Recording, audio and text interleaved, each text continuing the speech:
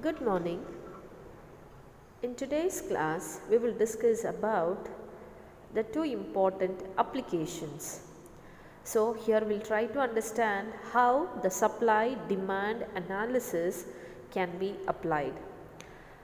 See, we look at two examples here of government interventions in the form of price control. So, how the government is controlling the price, how it is applied in demand and supply analysis. So, it becomes necessary for the government to regulate the prices of certain goods and services when their prices are either too high or too low in comparison to the desired levels.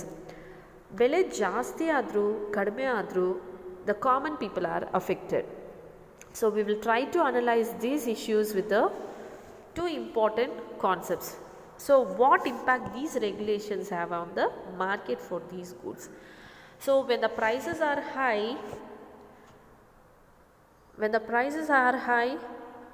it is not desired by the consumers. ಬೆಲೆ ಜಾಸ್ತಿ ಆದರೆ ಕನ್ಸ್ಯೂಮರ್ಸ್ಗೆ afford ಮಾಡೋಕ್ಕಾಗತ್ತಾ? No, it cannot be.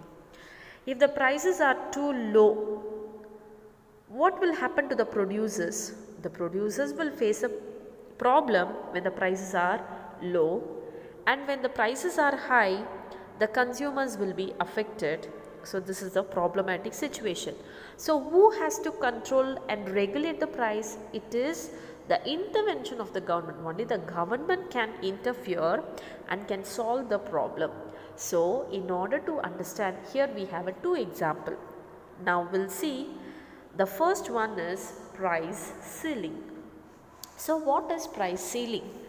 The government imposes upper limit on the price of goods and services is called price ceiling. So, the government will fix maximum price. ಒಂದು maximum price ಅಂತ fix ಮಾಡ್ತಾರೆ. So, on the certain goods only, not on all the goods. Okay, price ceiling is generally imposed on necessary items. ಯಾವ items ಮೇಲೆ the government imposes the price upper limit. They'll keep one upper limit. Okay, on what goods? For example, wheat, rice. Okay, excuse me.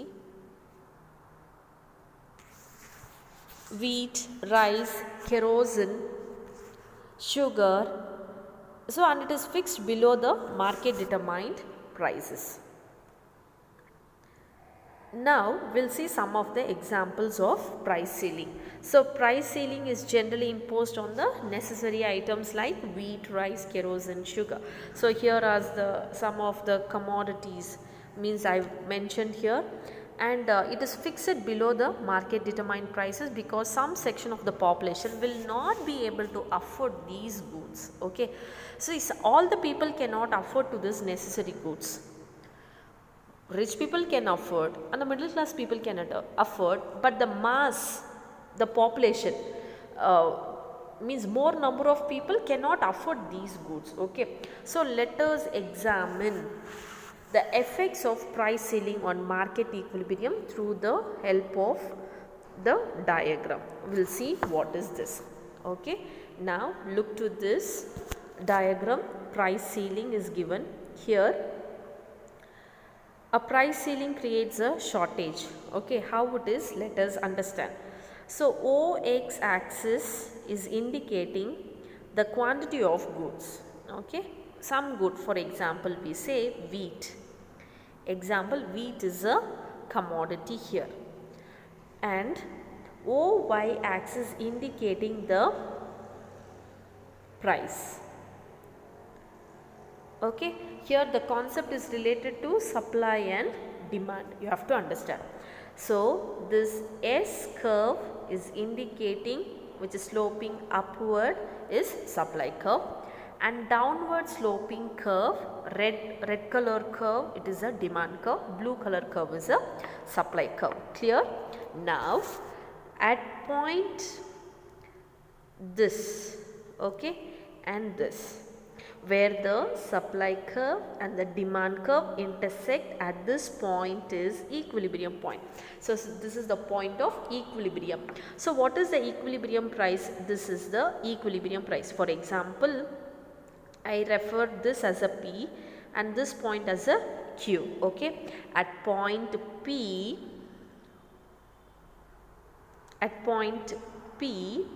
okay, the market is in a equilibrium price. At point Q, the market is in a equilibrium situation. Okay, equilibrium quantity supply. So when the market will be equilibrium? When the supply and the demand is equal. So the supply and demand are equal at this point. So this is the equilibrium price and this is the equilibrium quantity. Okay, now you look at this. In the price ceiling, here the government imposes one limit. Okay, so what is that limit? It keeps one, see, this is the original price and quantity of good supplied and demanded. Now when the government imposes upper limit on the price, see, I told you in the beginning itself, all the people cannot afford. Some section of the population will not be able to afford these goods because it is a necessary good. Every consumer need this. If the prices are high, the people cannot able to pay for it, right? So what will happen here means the government will impose one upper limit. So this is the limit the government imposes. So at that situation what will happen means, here the supply will be only this much. Okay, so when the government imposing the upper limit, the goods supplied by the producers will be 100, but how much the goods will be demanded by the people means 190. This is the limit. Okay, once again I will tell that. So when the government imposes upper limit, the price must be only this much, because when the price is 12, the people cannot able to buy. Okay, so the government imposing rupees 8. Okay, when price is 80, when the price is 12, how many people will demand means the people will demand 190, and how much the supply will be means the supply will be only 100. So what will happen here? Here the shortage will be created, because how much people are demanding means 190 the people are demanding, but how much the producers are supplying means only 100. That means in 190, 100 goes 90. So 90 will be a shortage. So 90 shortage, how the government will solve this problem? Okay, so now for the wheat, what happened? The shortage has been created for the wheat. How is the quantity of wheat then distributed among the consumers? So demand is 190, supply is 100. Now only 90 shortage is there. Now to reach this 190 consumers, how the government will take a initiation to solve this problem? One way of doing this is to distribute everyone. The government intends to distribute to everyone. Everyone should get the wheat. Okay, now the demand is 190, but the supply is 100. How the government will do this? Through a system called rationing. Through a system called rationing. Rationing means ration coupons are issued to the consumer so that no individual can buy more than a certain amount.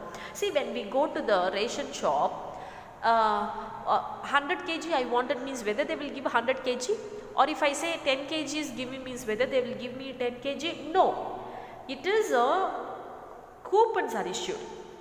Okay, so every individual will get an amount of wheat, and this stipulated amount of wheat is sold through a ration shops which are called fair price shops. Fair price shops means fair price department.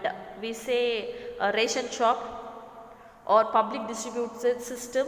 Okay, so through this, that suppose now already I told you the supply is 100 and the demand is 190, means the shortage is created to fulfill all the consumers, to pay all the consumers. means for each consumer certain amount is given. So in general, the price ceiling accompanied by the rationing of the goods may have the following adverse consequences on the consumers. So the consumer will face certain problems here. What is the problem is, in the ration shops, they have to stand in a long queue, as if when we go we will not get the commodity, we have to stand in a queue. That is one problem we are facing. The another problem is, all consumer will not be satisfied by the quantity of the goods that they get from the fair price. For example, now I wanted 50 kg of wheat, means in the ration shop they will not give me a 50 kg, or 30 kg I wanted, means they will not give the 30 kg, they will give only 10 kg, because they have to distribute to all the consumers. So I will not be satisfied, and some people are ready to pay high prices also. So this may result in a black market. So this is about the price ceiling. Now we will see the another method, intervention of the government, that is called as price floor. So what is price floor? So price floor means the government impose lower limit on the price of goods and services is called as a price floor. See, well known example for this price floor is agricultural price support program and the minimum wage legislation program. So in this I have given some images here, that is agricultural price policy, minimum support price, procurement price, and fair and remunerative price, Commission for Agriculture cost price, Food Corporation of India. Like this, many agricultural policy have been introduced by the government. And also another one I told you, wage legislation. See, for the government gives a minimum support price for the agricultural commodities and minimum wage for the laborers. Okay, so they should not get very less price. For example, if I am a farmer, for me for 1 kg of wheat I should get a minimum of 20 rupees. Then only whatever I invested the money to grow the wheat, I will get it back only when I get 20 rupees. But if I am getting 10 rupees, means I being a farmer, I will face a problem or a loss. Okay, so in order to support this, the government introduced at least minimum I should get of 20, more than 20 I should get 22 or a 23, or at least minimum of 20 I should get, so that my cost will be covered.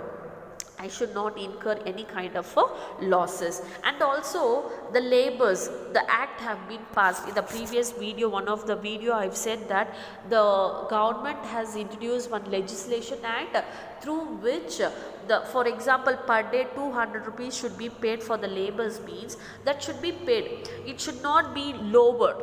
It should not be lowered like 100 or 80 rupees. For that the government has set some rules. Okay, they should not get very lesser price, so that they will incurring losses. So in order to empower this, the government has introduced the price floor. So for certain goods and services, fall in price below a particular level is not desirable.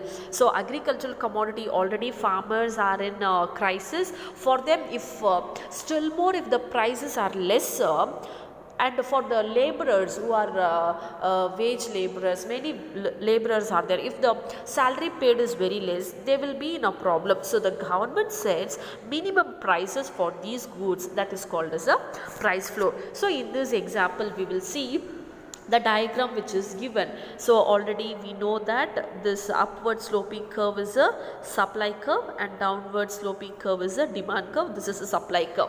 So when the demand and supply curve intersect at this point, it is called as a equilibrium price, and equilibrium quantity is 130. At what price? When the price is 15 rupees.